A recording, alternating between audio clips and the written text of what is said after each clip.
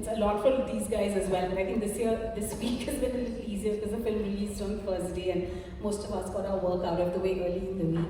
You know, when we opened our membership for the Film Critics Guild, one of the things we talked about, and a lot of us were in part of that discussion, was who would qualify as a critic. And the reason we put a 4-year minimum, and also we have this rigor that we go through, and we were very clear that in the time of social media when everybody is a critic, everyone takes to WhatsApp and Instagram and Twitter and puts out their opinion, there has to be a distinction between a professional critic and a casual critic. And obviously criticism is anyone's right. So we had to put in these rules, amongst them like Abro said, the 4-year minimum qualification. You have to have been reviewing for 4 years.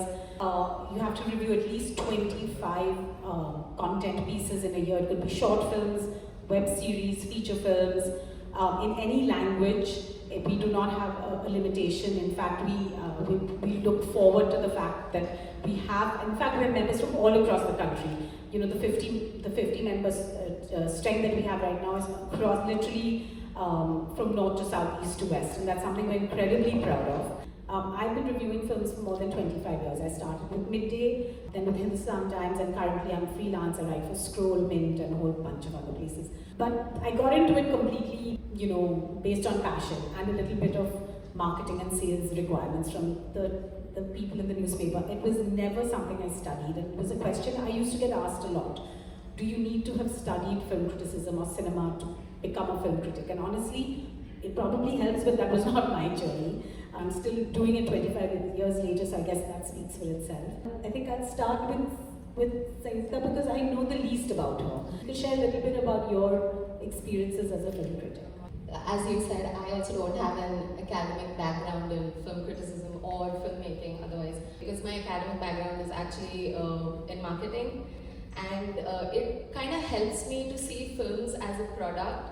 So I look at it as an industry overall, but at the same time, what kind of impact it will have on the audience, like economically or socially as well. I started with a very small news agency called Bollywood Headline, and then I worked with Free Press Journal, DNA, and now I'm currently working with Mashable India. Renuka, I'm going to ask you a little bit more of a specific question, because Renuka works for the Times of India, which is a beast in itself.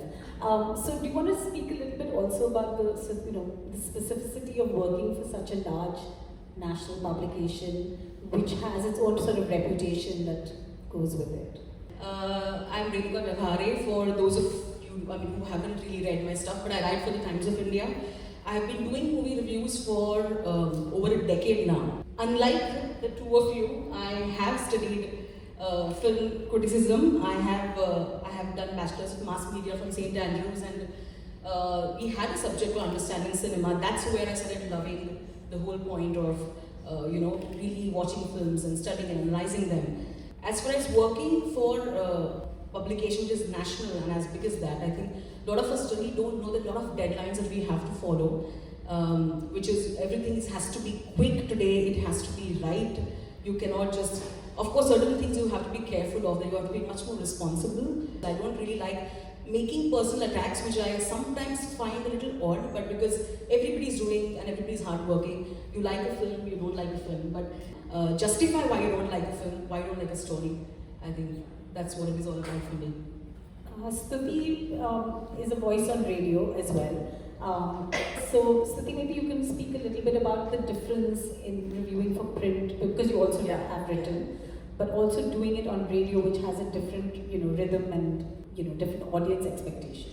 So I actually started my career with radio in Delhi, and I used to host a show called Total Filmy, and I had something called Stutee's Bioscope, where I'd review. These were audio reviews. So I think one aspect about reviewing that over the years I've learned is I've done it in radio, I've done it for print, and I do it for videos, is how to understand that medium, because through radio, since you can't see me, I would either use the tonality of my voice or sound effects to reach my audience and try to tell them what the film was about.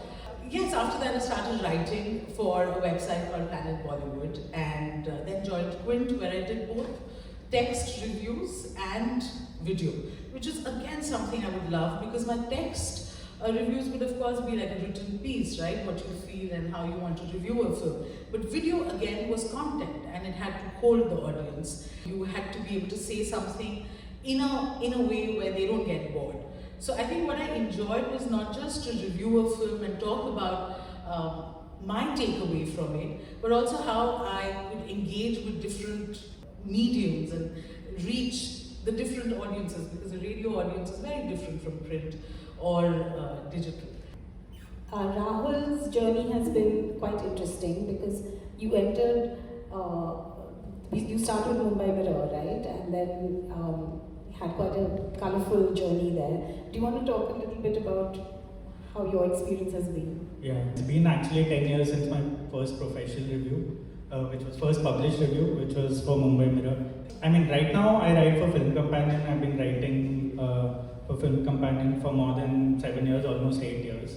I write columns for other publications as well. But as Udita mentioned, the Mumbai Mirror journey was interesting because it raised the question of morality and ethics and things we often get asked as film critics.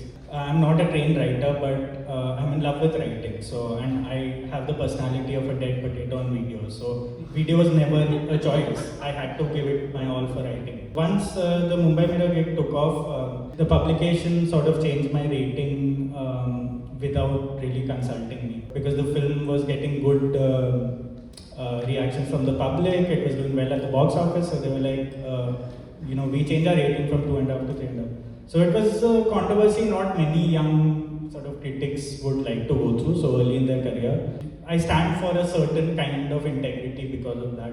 So I'm hired for a particular kind of voice, and people who hire me, they know I won't compromise in at least in that section. But yeah, that particular incident set me on my path for film criticism that I'm very happily doing today. I had started out wanting to be a writer of any sort, but I'm glad I fell in love with film, so I married both of them. Avinash is in this panel interesting because he writes in Hindi, he does videos in Hindi too, interviews and reviews as well, and he's one of our newer members along with Sanyukta. So आप बताएंगे थोड़ा जो vernacular Hindi language में जो review करते हैं उनकी reach, भाषा, it's a very different experience, right? Okay, so hi, first of all, hello everyone, my name is Avinash. Or like whatever you all have said, I can connect every bit of it because of like I have worked in every medium almost. I have started with radio, 92.7, then I moved to TV, like news channels, then I worked with Dainik Bhaskar print media, and then I shifted to digital. Talking about film and reviews and all those things, I just like want to say one thing about that. You should have that कीड़ा. हम लोग हिंदी में बोलते हैं कि भाई साहब कीड़ा होना चाहिए आपको उस चीज के लिए. To say that यार ये अच्छा नहीं है, you should know that अच्छा क्या है. Or to say that ये बहुत अच्छा है, you should know कि अच्छा क्या नहीं है. If you know like both sides of the coin, then you can see कि हाँ ये अच्छा है ये बुरा है, या क्यों अच्छा है क्या बुरा है. आपने like you have mentioned कि हिंदी में काम करना how different from English.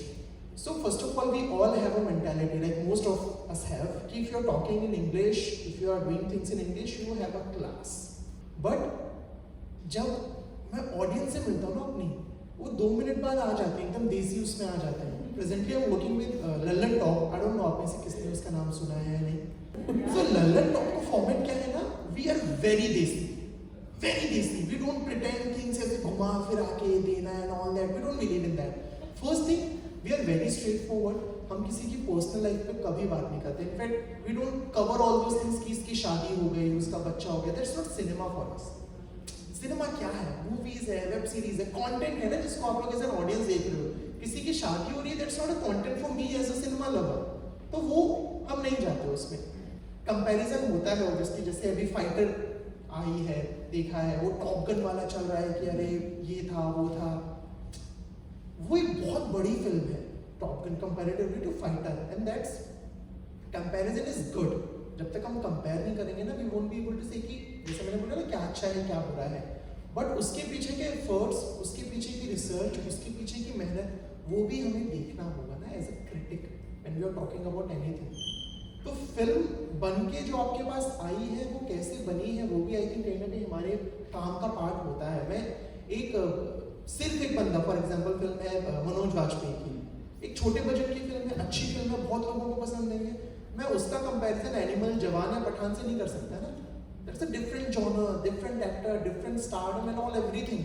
So every film, every cinema, every content has its own pace, own research, own thing. So we just do it like that only. और हिंदी में ये है कि लोग शुरू में थोड़ा सा हिचकते हैं क्योंकि वो मेंटालिटी बोला ना कि बड़ा लगता है, इट्स नॉट क्लासी, फिर वो आ जाते हैं, फिर मजे से बात करते हैं। But I think this is something we've all been asked, like what difference does your review really make? And the fact that there are review-proof films, right?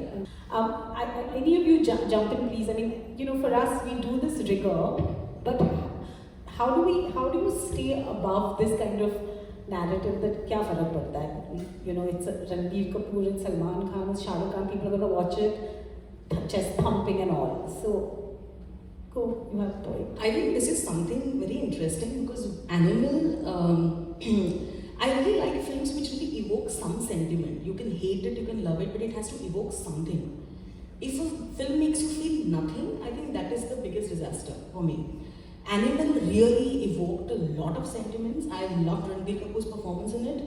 The film for me did not work at all, given the length or the dialogue, you know, the kind of the mood, the atmosphere created. It didn't really quite work for me, but the performance-wise, it was excellent, Ranbir Kapoor. But I feel that all of these things, you have to go by your own, you have to be true to your feeling, to your emotion.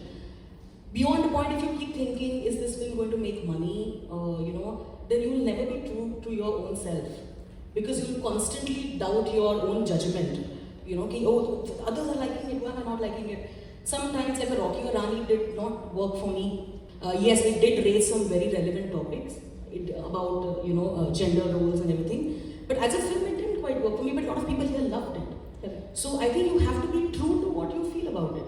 And then it doesn't matter whether the film is making great money because we are not in the business of, you know, facilitating that. That's up to the audience.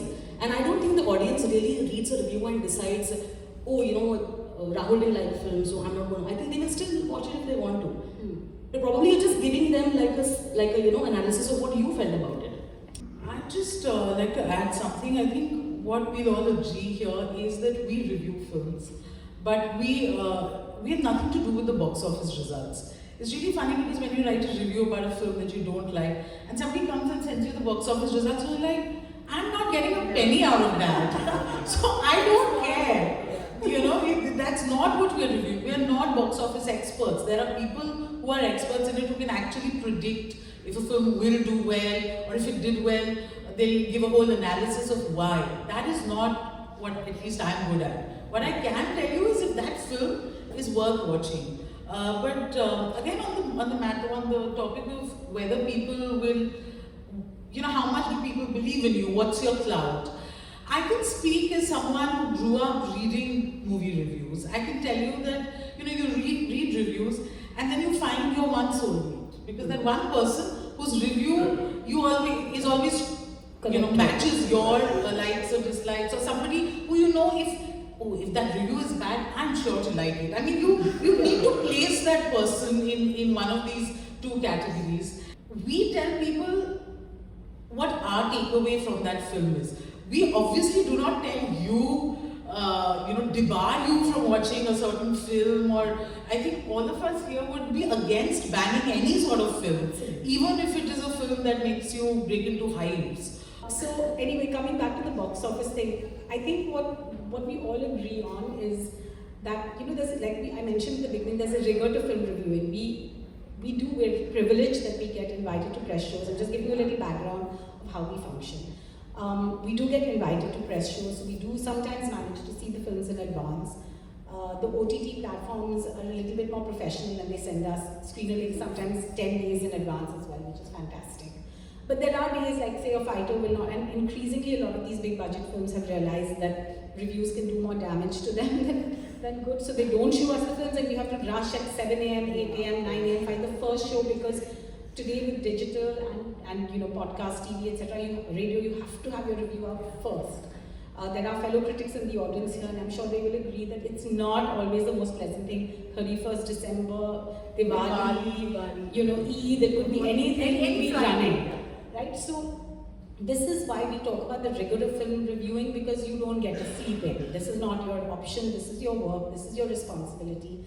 I want to actually speak about star ratings because that came up earlier. Increasingly, publications are dropping rating films. Two of the publications that I write for, Scroll and Mint, neither of them carry star reviews. I think Film Companion subsequently also dropped their star ratings. What do you guys think about that? Because I remember when I was at Midday, I used to run into people and say, "Arey, you wrote that review, you gave that film 3 stars, so we went to see it." I said, "But did you agree with my review?" "Oh, we didn't read it. We just saw the star rating." And it used to be mortifying because I've spent like half a day on this and all you remember is the 3 stars, right? So let's start with I like ratings because what you said about people not reading reviews is true. Because I'll come out of the studio having recorded it, and my camera person will say, "तो film कैसे थी?" मैं कहा मैंने अभी पूरा record किया है.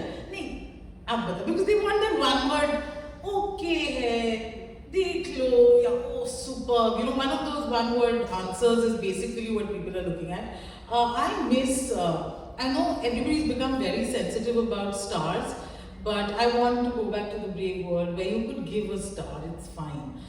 It depends on what. So I remember so the toughest was to give a film 3 or 3.5.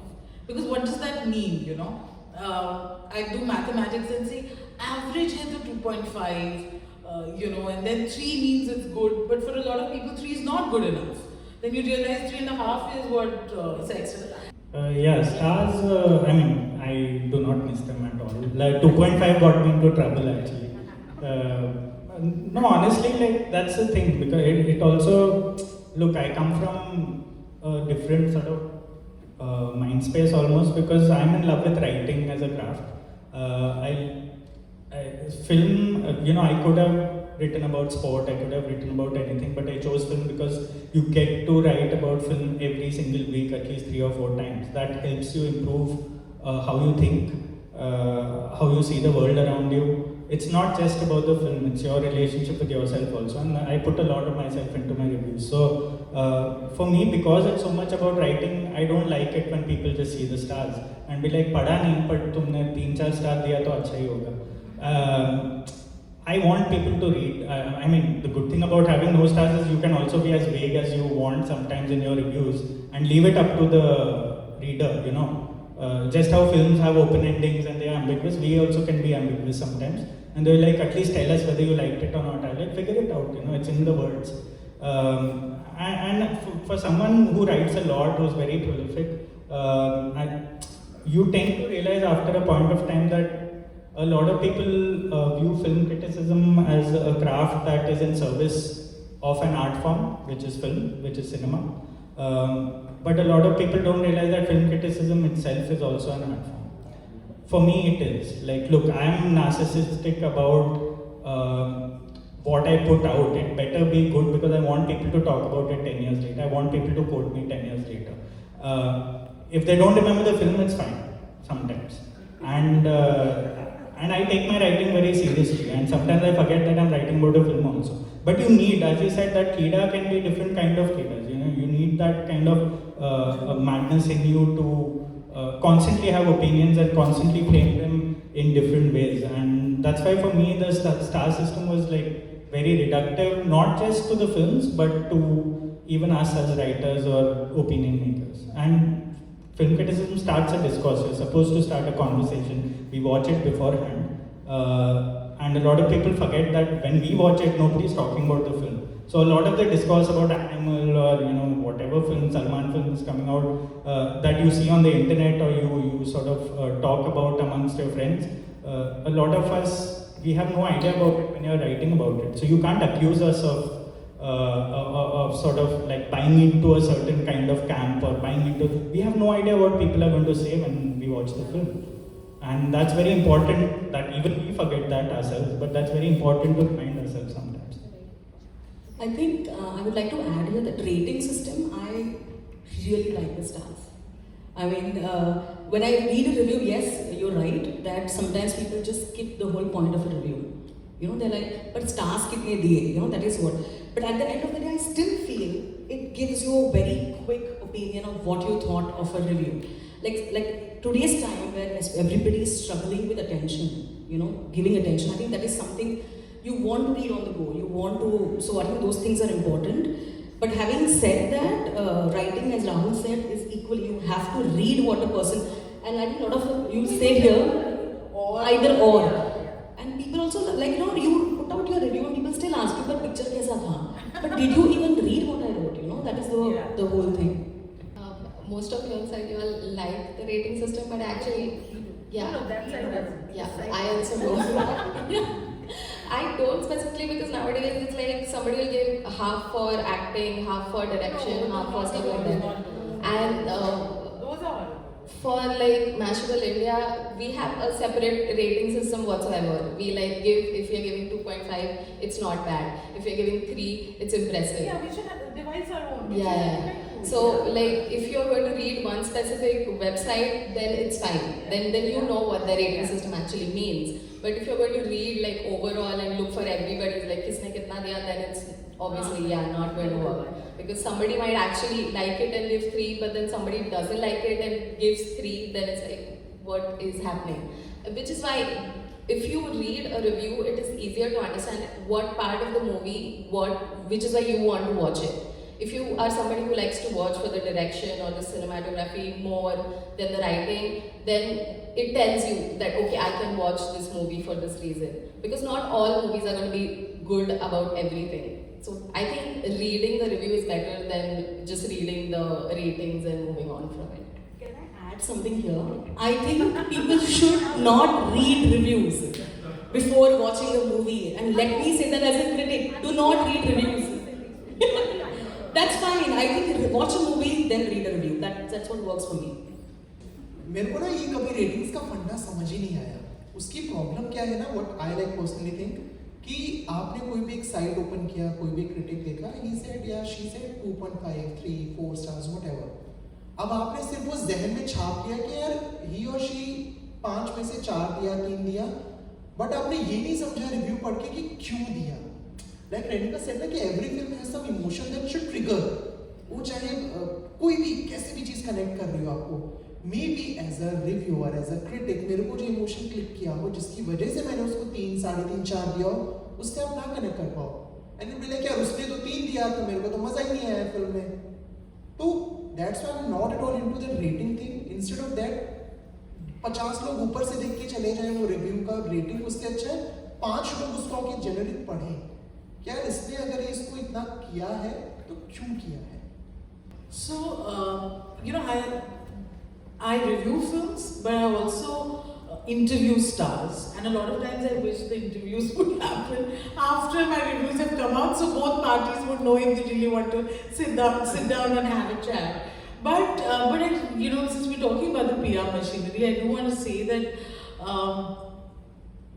a certain sort of distance from the industry is very important, because what happens is, you know, when you want to review and you want to review with all honesty, we go for screenings, and even sometimes the producer director is there, and then we find ways to not evade them and to you know, sneak out, because if you haven't liked the film, and then invariably you will have the PRs calling and saying the embargo is till 10 a.m. Friday, so that the first show at least happens without the reviews being out. So all of those little things happen, but then we devise our own ways of getting to know how things are. Like if there are films that do not have press shows, I judge them, because I'm like, they're not confident of their products, they're not showing it to me. So any film that doesn't show, you know, have its press show on a Thursday, I am very, very doubtful about how that film is going to be. But also what is now important is to understand, like, all interviews sound the same. Because there is a PR who's standing there with almost an invisible gun in their hands to tell you, you cannot ask this, or you please take that. Yeah, you cannot answer this, you cannot ask this, or please take out that from your headline, or do not include that word. So I think we're living in this world where everybody is paranoid. I sometimes feel bad for them, but most of the time I fight and say, you guys have gone crazy. Because what does one, you know, Otherwise, how does one have a dialogue or a discourse? Yeah, there's too much control. Yeah. I think one thing about, we haven't talked about it too much, a little bit it's been mentioned, but I think what goes into the crafting of a review, to bring it back to a little bit more serious point before we open it for questions, is that, as both of them said, there's a kira, there's the crafting of your review, the writing. All of us spend a lot of time on it. And I remember actually somebody had pointed it out to me once, and I noticed this happens in people's reviews, is we tend to say, if they had done this, it would have been a better film. Now, to suggest an alternate script or a screenplay is not our job, actually. But because you're reviewing what is written. Now, I thought that was one very interesting, sort of alert that someone had given me, and I've always kept it in my mind. The other thing is that people who just give away the whole plot of a film, that is also that's not a critique, that is not a review, that is just a synopsis. So I think the point is that all of us try to study filmed entertainment and cinema. We're passionate about it. We watch things that we don't review as well, because we have to keep learning. And I think the idea, and I think as both Renuka and Sanyukta said, I think when you read a review, you are being pointed towards other very good or interesting elements of a film, whether it's cinematography, whether it's the world building, whether it's music, whether it's an actor who you may not have noticed otherwise, but who really pops in something. And I think OTT, for example, has given us a wonderful, wonderful world of new talent, some of whom will make it to the big screen, some of whom are very content and very busy. So I think that's one of the things that's very important, is the crafting of a review and the time we take in writing it. Of course, over time, I think we all become very skilled and can fairly quickly because of deadlines. Yeah, crafting of a review, obviously it's complicated. Everyone has their own ways. There's no right or wrong. If anyone comes up to me or any senior critic and asks what is the right way to review, is there should be no template in your head. I know when you start out as a critic, a lot of publications will enforce their template on you. But over time, once you spend enough time in the profession, I think it's up to you to navigate how you want to write a review. It still takes me like up to 12 to 13 hours to write a review of a film I really like. And if I have to pan a film, which is mostly the case these days, it's quicker. And it's true that readers like reading pans. They like reading colorful language. They like reading funny reviews. But trust me, I don't get as much pleasure in panning as I do in appreciating a film. That's what challenges you as a person, as who you are. I think from the way I review films is to sort of explore the relationship of the film with the world it's set in. That's very important because it's very crucial to do more and more in these times, because there is a lot of noise around. And as a critic, it's your job to understand what's happening around a film, why a film is made, what it's trying to say, whether it has an agenda, whether it doesn't have an agenda, whether it's political, whether it's not. And all of that goes into crafting of your review, your relationship with the world around you, as well as the film's relationship. And I think it's very important to do that and not just stick to the technical aspects of a film, saying cinematography and acting, and everything is political these days, and it's our job before everyone else to tell you why a film is political, why a film is culturally relevant, what it's saying about the times we live in, whether it is propaganda, whether it's not propaganda, whether it's sexist like Animal, whether it's not. So it's that over time I've learned. Of course, over the years, nobody teaches you all this. You have to just figure it out on your own, and that's the best way to go about it. If you have the freedom to do it, you must always sort of craft your own voice, craft your own language, and let people sort of decide for the rest. I completely agree with Rahul here. If you're starting off, there will be times when people will tell you that this is the right way to do something, the wrong way to. There's no right or wrong. You have to be very honest to what you feel, and you have to find your voice. You can like a lot of critics who do really good job. I myself love to read Rahul's reviews a lot. But you have to find your own voice. It can't be about XYZ is doing a great job, let me see what he or she is writing, then I will watch a movie. No. Watch a movie with completely open mind, make your own judgment when you start writing, crafting, as far as crafting is concerned. we have to, a lot of influences, like what you experienced in life comes in your reviews. You know, you don't really, what you see in it. A story is what you see in it. You find yourself in those characters. And that's how your review shapes. It's never about this director has made XYZ, as Udita said, you know, write a story, plot, good, bad. Sanyukta said 1 star for cinematography, half star for... No, that is not a review. A review is how you see life, how you see a movie. What kind of life is that movie giving you? What kind of experience that movie is taking you on? I think a lot of those things, and you studied on the job. You know, as Rahul is saying, nobody teaches you that. You just find your own voice and you get better with reviews. Nobody starts off doing a great job. I don't think all of us first reviews were really great. You know, it was slightly templated, but I think as you grow, you kind of learn it. And also, I want to say this, I remember when I did a review of Gravity, I got a comment that said, why has this woman reviewed Gravity? Shouldn't it be reviewed by a man? And I think that was something I have saved that comment, a screenshot of that comment, which came on the TOI website. Because you will get such people, you will get such, you know, you never get bogged down, they will belittle your work, but you have to just keep going ahead and follow your voice. I think the one point which all my panelists here are trying to say is that a review is a work of art in itself, and how you watch a film tells you not just about that movie, but a lot about you, about how you see the world. Today, and since I love reading a lot of reviews and watching reviews, I would know, you know, if I want a feminist reading of a particular film, I would know which critic I'll go to, or a class reading of a particular film. Or, you know, it even tells you the prism from which, the gaze from which they're going to watch a film.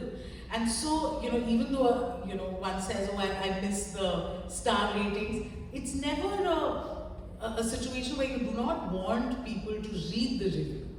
I think it is very, very important when you read a review, and you should read multiple reviews to understand how the same film can be reviewed and viewed from different angles and perspectives. When you got that comment about why is a woman reviewing Gravity, I think what it also touches upon is how important diversity is. How important diversity of voices is when you review a film. So you need people from all walks of life to talk about a film to really understand what are the different layers, what are the different things that one film is trying to say. And this is going to be slightly different from, you know, what we've been speaking about. When somebody says, you know, what is the one thing that makes you really happy about your job? And I know we watch films and we crave about watching terrible films on important days when you want to be somewhere else. But you also have to understand Animal and Fight are not the only films that we watch. We watch lots and lots of films which are made by filmmakers who do not have the power, the money, the backing that a lot of these big films have. And when you're able to get that film closer to the right audience is what gives you the high, you know. There are so many filmmakers today, there are so many small films in different languages from different corners of this country which need which need people to watch it and have a conversation around. And I think that's what we do even as a guild, because when we have our awards, that is why a Critics Guild film list will look and feel so different from any other mainstream awards, because we are watching those films that a lot of people do not have the time to, and watching it in those regional languages and getting people to talk about. Yeah, in fact, I'm glad you mentioned both these points, Stutee, and I think it's a good place to end, because we have our awards coming up soon. We do an annual Film Critics Guild Awards, and I think quite a few of us are curators this year. In the feature film section alone, we have watched Assamese, Bengali, Mithila, Tamil, Telugu, Kannada, Malayalam, Hindi, Gujarati, Marathi, Punjabi films, at least 10 languages, I believe. So that's a lot, and then from that we distill it down to what we believe is the best. So our awards are distinctive because they are pan-Indian. Because our membership base is pan-Indian, we also look at films and they're all competing on the same even playing field. A Malayalam film is competing with a Punjabi film, is competing with an Assamese film, etc. So it's a one. If you're looking for the best, and it's really just a shorthand, but do look at our winners list when it comes out. It'll be on our Instagram and our Twitter. I'm going to open it up now. I don't know. Do we have time for a few questions? Okay, great. If there are any questions. And so one thing that I would like to ask you is, as a critic, so after the Marvel movies, I'm a cinephile, so I got into the whole thing of foreshadowing and callbacks, right? Am I audible? Yeah. Okay. So now I feel that it has spoiled my way that I watch movies, because I now know, I can see that a foreshadowing is coming or a callback is coming. So does that influence your viewing experience as a critic as well? I would like to say this, without even getting into big or small production houses, even smaller films do that. And I love how you said that, we should not watch the reviews before watching. I totally agree. I would like to say this, do not watch reviews before watching a movie. Though I'm a critic, I'm telling you this. That's what. Watch a movie, then as Stutee said, a lot of times I identify with some critic a lot more than somebody else.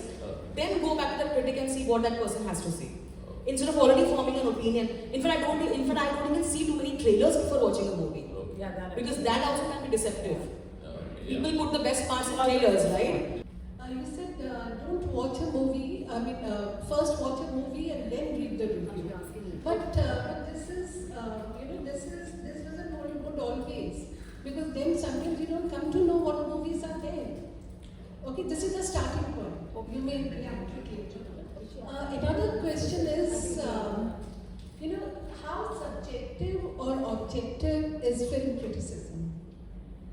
Film criticism has to, is it different from film evaluation?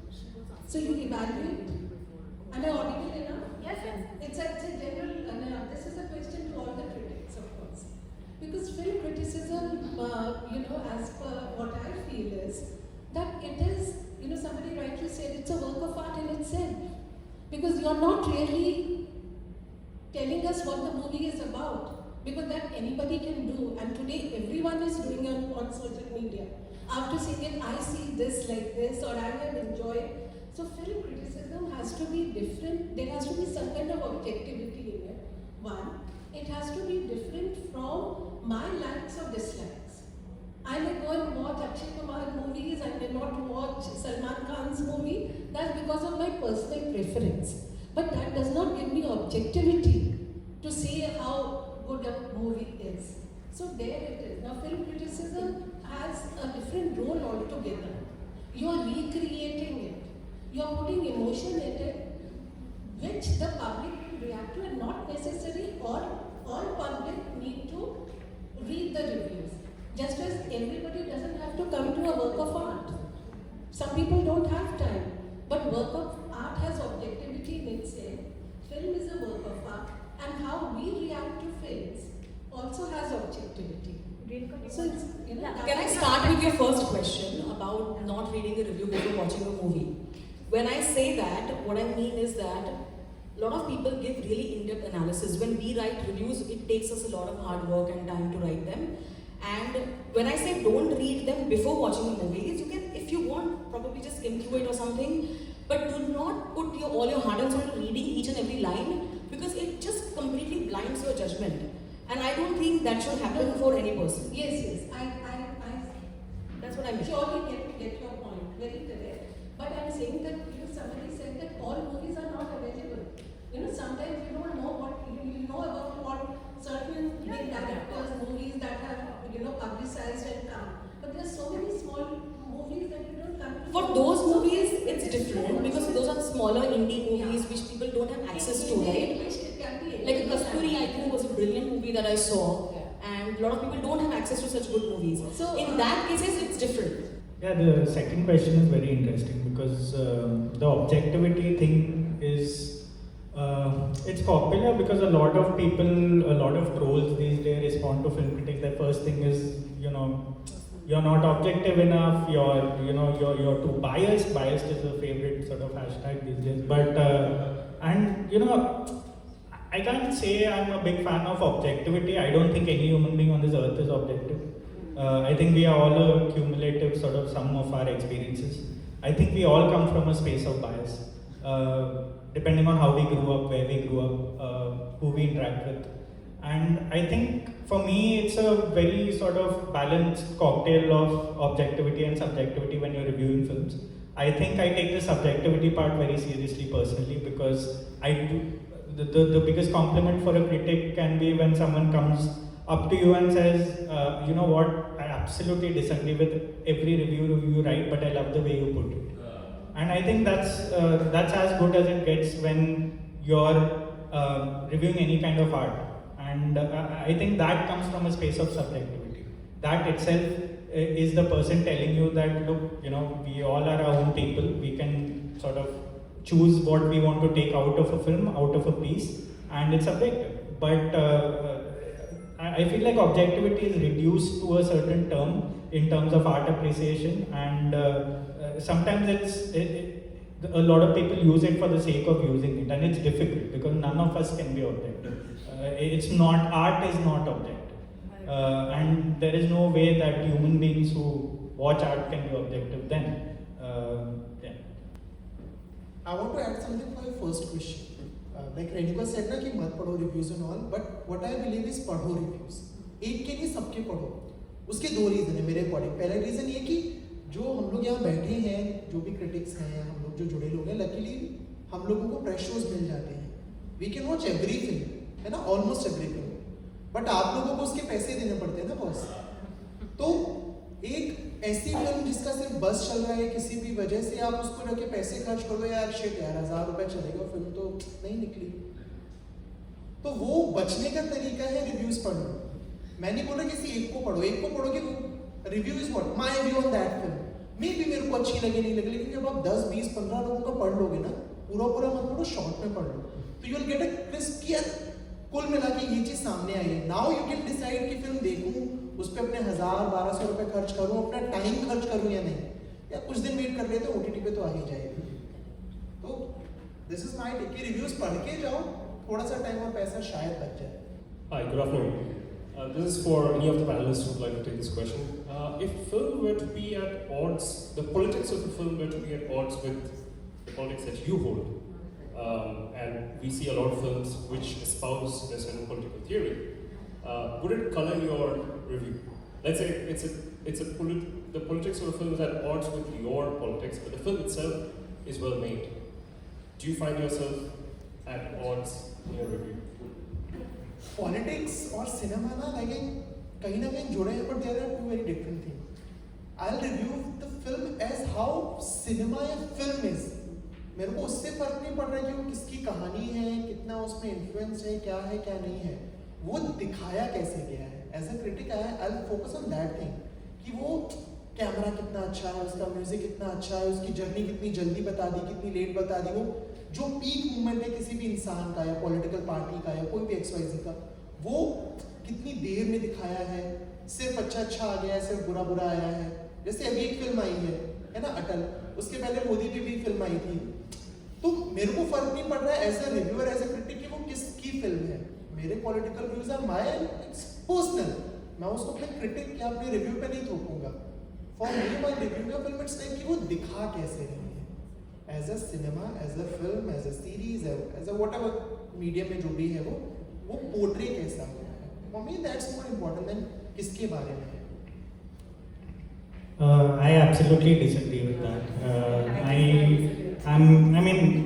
mean that's the good thing. Like there are different opinions on this panel, as there should be. But for me, yes, politics should color your view. If a film is made for a particular purpose and we have a brain and we can see through it, there's no need to beat around the bush. Politics is very much a part of the craft. It is a part of the storytelling. It is the part of the filmmaking. I do not look at cinema as a different medium. Cinema is storytelling and politics is storytelling. It's all the same. You should treat a message in a film or what a film is trying to say just as importantly as you treat a cinematography or the acting or anything else. There's no need to separate both things. And being colored by it is again coming back to that, it's subjectivity. It is who you are, and this is why people read you or don't read you. If they don't read you, they'll find another critic who may review films a certain way for how it looks and what it stands for, but that's not your job. I I agree with Rahul. I think it would be very difficult to completely separate your politics from your objective viewing of a film. I think it's too emotional, and that's what we stand for. My politics make me who I am, and it doesn't mean that I'm going to go in wanting to hate, but there is definitely going to be some subtextual viewing of that experience. You might still come away impressed by certain things, but I think the emotional surge that you feel, and like my fellow critic said, how you feel, a film must make you feel, even if it makes you feel anger, right? I mean, if it's making me feel enraged, if it's making me upset, then it's going to affect how I approach it. How can I write, in good conscience, write a review saying, go watch this film, if basically everything I stand against is in it? It's not possible for me. I think to be able to detect what is propaganda and call that out would be very, very important. So I think I'll be repeating all the points that have been made here. But yeah, that's what I feel. I would like to add that I was talking to Luca Guadagnino, director of Call Me By Your Name at Mami, and he said something very interesting. He said art should not be unifying though, because then you're playing to the gallery. So I really like it when a film like Kashmir Files release and there's this massive thing, if you write even one word against the movie, then you're a liberal, this. I feel politics is very much a part of society and it does shape, I think it all comes to intent. Is a film being made to state facts? Even if those facts are not really pleasing to certain people, they have to be told. But are those facts being stated in a way to trigger a certain opinion? Is it deliberate? That is where the difference lies. So I think it can't be possible that you can watch a movie without, or you can overlooking the politics in it. You very much have to see it and you have to understand for what it is. I do believe there are a lot of movies nowadays that are made with that intention to bring out the rage in people, and with good conscience we cannot say that go watch this movie for this reason, even if 50% of it is good, because we know they are specifically being made for a certain reason. Obviously we can look at it in an objective way, which is why reviews are big, which is why we say you should read instead of just looking at the stars. There is analysis of it, if how much of it is propaganda, how much of it isn't propaganda. At the end of the day, you have to decide if you want to watch it, but in good conscience, we cannot leave the political part aside and tell you if you should be watching it or not. So my question was also, how does the socio-political climate of the country influence your work, which you have answered, but I also want to know, how does it censor your work? Because some of the publications that you work have their own ideologies. Does that ever clash with your own personal ideologies? And does the current socio-political climate of the country ever influence and censor your own writing?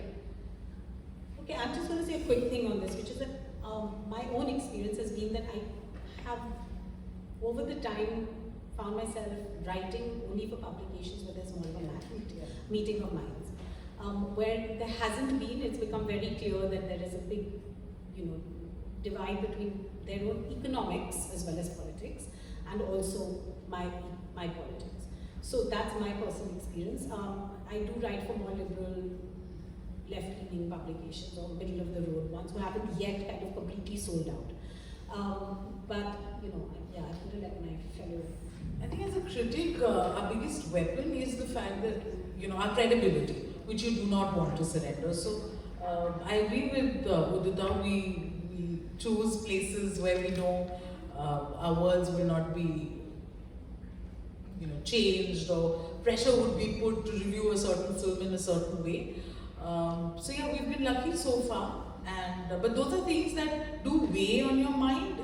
But you also, over the years, find ways to navigate that. Last question. So I have one question. So how has this social media film reviewing changed the earlier setup of print film writing? Because earlier it used to be all in print, and there used to be very less media film critics. But now there are a lot of social media film critics, there are shorter film critics, where there are even shorter videos in formatting which are used, there are longer formatting. How has it impacted to print film critic? Sorry, quickly, like I said, film review is a form of art, and Renuka said like you should read it after watching the movie. Then what is the hurry of posting it on Friday morning instead of just do it on Monday? You know, aram se. And secondly, quickly, like Rahul said, you said the producer was angry with the review and everything. So there were movies like Joram, Sonchiri and all, like film reviews were like went crazy about it, but they didn't make any money. So why is a producer or a studio so scared of a film review that it will affect their money or business? Exactly. So which is why it always makes me wonder that the ones who bash film critics are the ones who don't want us to review their films or will put embargoes, which means we do have a clout and there are people who get influenced. I think that is the only thing that only take away from that. But, yeah, it did not. The problem with Sonchiri happened that the language a lot of people did not get, and it was not. I don't know, some issue happened at that time. It did not get a wider release or something, but all of us really wrote great reviews of Sonchiri. It was a great film. But I feel that I don't think that critics are this powerful, this thing wherein we can demolish somebody, we can make careers. I think we are just people who love the movies, we love to write about them. Whether somebody connects or resonates with that writing is a very personal thing. So I don't think we are some life career makers or changers or... and of course all the filmmakers want to read good reviews about their movies, even though they may deny it and say we don't read reviews, everybody reads reviews. So that is a fact. Her question on social media. Has it affected print? You mean, has it changed print reviewing? I don't think so. What has happened though, as Manoj was saying about the first morning show, like people want to see it. The thing is, that's the requirement today. Like all of us saw Pathaan at 6:30 a.m. Like I have seen Pathaan at 6:30 a.m. in the morning. So having to watch the first film, like first day, first show is a requirement today. It's not really affected, but there are too many voices, and as Stutee was saying that you have to identify who is the really credible writer. Like a lot of people are going to say one word review, outstanding. Yeah. One word review, like disappointing. Yeah, disappointing, That's not a review. That's not a review. So it's about how you see it. If you want to cater to that kind of 1 minute reviews, then you will go to YouTube and watch those reviews. But on the contrary, if you really believe in the credibility of print or a certain writer, you will still go to print. I don't think that has been affected a lot. With digital and with social media, this speed, who's getting it out there first, has become really one of the bigger banes of our existence. And I think it's also to do, it's to do with when are people reading? People are reading on their phones now, it's how you're consuming it. Print was your primary medium of consumption till about before 10 years ago. So you would wait till a Sunday, open your Sunday Times or your Midday or your whatever, and you would take your time reading those 4 or 5 critics who you really looked forward to. Now it's really, the game has changed and it puts a lot of pressure on us, which is why, and it's a great way to end this conversation. As I said in the beginning, we have a very rigorous process for recruiting members to our guild, and the rigor of where you're reviewing, how you're reviewing, how long have you been doing it for. You cannot just say super outstanding, disappointing and become a member. It's not going to happen. So thank you all very much for your time and your patience, and thank you to my fellow panelists. And thank you all. Thank you.